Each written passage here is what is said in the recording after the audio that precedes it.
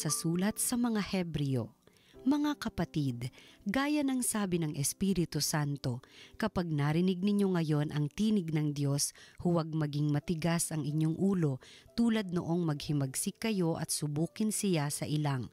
Dooy tinukso ako at sinubok ng inyong mga magulang, sabi ng Diyos. Gayong nakita nila ang mga ginawa ko sa loob ng 40 taon. Kaya't kinapuotan ko ang lahing iyon at sinabi ko, lagi silang nagpapakaligaw. Hindi na nila natutuhan ang aking mga daan, kaya't sa galit ko'y aking isinumpang hinding-hindi sila makapapasok at makapamamahinga sa piling ko. Mga kapatid, ingatan ninyong huwag sumama ang sinuman sa inyo at mawalan ng pananampalataya hanggang sa talikdan ang Diyos na buhay. Sa halip, magpaalalahanan kayo araw-araw habang may panahon pa, upang ang sinuman sa inyo'y di madaya at maging alipin ng kasalanan, sapagkat tayong lahat ay kasama ni Kristo kung mananatili tayong matatag hanggang wakas sa ating pananalig sa Kanya. Ang salita ng Diyos.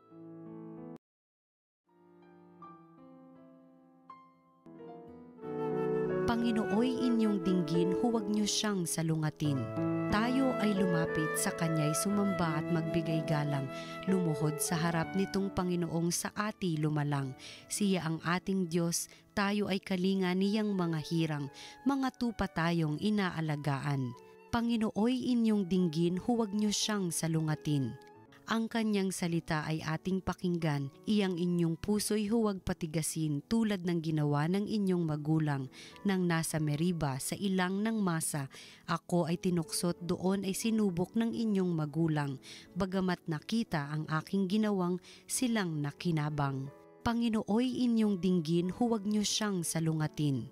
40 taon sa inyong ninuno ako ay nagdamdam, ang aking sinabi, sila ay suwail walang pakundangan at ang mga utos ko ay sinusuway. Dahil sa galit ko, ako ay sumumpang di sila daratal sa lupang pangakong aking inilaan. Panginooy inyong dinggin, huwag niyo siyang salungatin. Ang mabuting balita ng Panginoon ayon kay San Marcos. Noong panahong iyon, may isang kitonging lumapit kay Jesus na nikluhod at nagmakaawa. Kung ibig po ninyo'y mapagagaling ninyo ako. Nahabag si Jesus at hinipo siya, sabay ang wika, ibig ko, gumaling ka. Noon di nawala ang ketong at gumaling ang tao. Pinaalis siya agad ni Jesus matapos ang ganitong mahigpit na bilin. Huwag mong sasabihin ito kanino man, sa halip ay pasuri ka sa saserdote. Pagkatapos, maghandog ka ayon sa iniutos ni Moises upang patunayan sa mga tao na ikaw ay magaling na. Ngunit umalis siya at bagkos ipinamalita ang nangyari, ano pat hindi nahayagang makapasok ng bayan si Jesus. Naroon na lamang siya sa labas sa mga ilang na puok at doon pinagsasadya ng mga tao buhat sa iba't ibang dako. Ang mabuting balita ng Panginoon, pinupuri ka namin. Magandang araw po mga kapatid kay Kristo. Ito po si Father J.D. Zaldivar ng Archdiocese of Manila. Pagnilayan po natin ngayon ang salita ng Diyos, salita ng buhay. Mga kapatid, ngayong linggong ito ay pumapasok na ulit tayo sa karaniwang panahon. Tapos na ang panahon ng Kapaskuhan ng pagsilang ng ating Panginoon. At nabaklas nyo na siguro ang mga dekorasyon. No? Nababa na yung mga kislap at kutitap sa ating paligid. No? At pumapasok na tayo ulit sa ordinaryo at karaniwang panahon. Araw-araw nating pakikibaka sa buhay. Trabaho, eskwela, pamilya, paglilingkod sa komunidad at sa bayan. At ngayong nararanasan natin ito mga kapatid, alalahanin natin tong napakagandang paalala mula sa sulat sa mga Hebreo. Sabi dito, sinabi ng Espiritu Santo, kapag narinig ninyo ngayon ang tinig ng Diyos, huwag kayong magmatigas ng ulo. magpaalalahanan kayo araw-araw habang ang ngayon ay ngayon pa. Habang ang ngayon ay ngayon pa. Sa wikang Griego, seimeron, no? Ang ngayon ay ngayon. Today is today. At mga kapatid, yan po ang isang mahalagang bagay tungkol sa pagiging Kristiyano. Tayo mga Kristiyano, nabubuhay tayo sa panahon ng ngayon. Sa panahon ng ngayon. Kaya nga, sabi sa sining Kung Fu Panda, no? Ewan ko, napanood niyo yung Kung Fu Panda. Sabi sa sine na Kung Fu Panda, no? Yesterday is history, tomorrow is mystery. Today is a gift. That's why it is called present. Ang kahapon ay lumipas na. Ang bukas ay darating pa. Ang ngayon ay biyaya. Kaya nga ang ngayon ay tinatawag na present. Handog ng Diyos ang ngayon. Kaya sana, huwag tayong malunod sa paghihinayang para sa nakaraan. Huwag sana tayong malula sa pag-alala para sa dadating pa. Sa halip, ipagpasalamat natin kung anong meron tayo ngayon. At ano ang meron tayo ngayon? O sino ang meron natin ngayon? Ang Diyos ay kumikilos ngayon.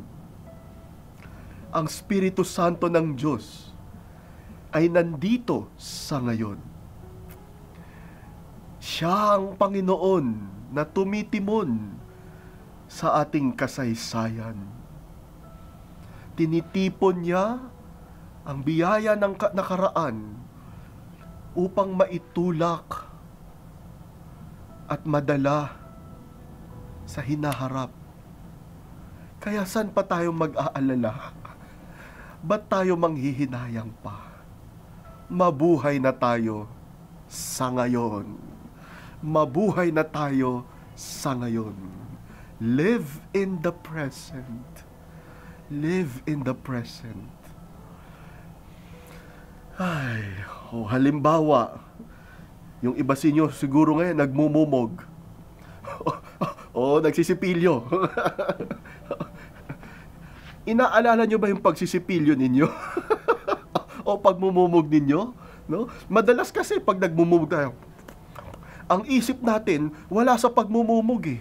No? Iniisip natin na, saan ba ako nagkulang kahapon? Nakapanghinayang naman. Ano naman ba yung gagawin ko mamaya o bukas? No? Lumilipad yung mga utak natin sa kung saan-saan.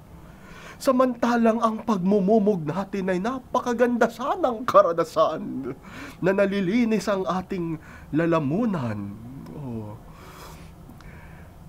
Yung nangyayari sa ngayon ay pagmumumog. Ba't di natin pagtuunan yan? Pag kumakain ba kayo, nasaan ang atensyon ninyo? Sa kinakain nyo ba? Yun ang present, yung pagkain. O baka naman lumilipad sa kung saan-saan. Lalo na kung may kausap ka, ang pinag-uusapan nyo ay chismis tungkol sa kapwa. Sa halip na yung sarap ng pagkaing nakahain. O ngayon na nakikinig kayo sa akin, etong nakikita nyo sa video, ang ngayon, na pagtutuunan ba ito ngayon? O baka naman lumilipad sa kung saan-saan ang ating atensyon. Be mindful of the present. Be grateful for the present. Because the present is a present. A gift. ang ngayon ay biyaya. Dito kumikilos ang Espiritu Santo. Dito tayo makikikilos, magdadasal, at magmamahal. Ay. Mayroon akong kaibigan na pari. At di ko makalimutan. Kasi kinonsulta niya ako. Meron siyang kailangang tulungan na bata. At sabi niya sa akin, Father JD, itong batang ito, ganito ang pinagdadaan ng problema. At kailangan niya sana ng ganito, ganyan-ganyan. Tinanong ko siya, kilala kita. Hindi mo yan matutulungan bukas kasi hindi mo pa kaya. Hindi ko makalimutan yung sagot niya.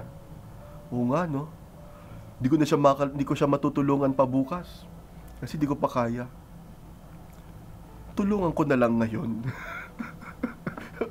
Tulungan ko na lang ngayon. Ano bang maitutulong ko sa kanya ngayon? Sabi ko, tama ka. Wag mo na ipagpabukas. Ngayon mo na tulungan. At anong maitutulong mo na ngayon? Ngayon. Ganon din sa atin. Huwag na natin ipagpabukas ang katotohanan at kabutihan. Huwag tayo manghinayang nasa nakaraan. Patawarin natin ang nakaraan. Mahalaga yung ngayon. Ano ang misyon ng Diyos sa iyo ngayon?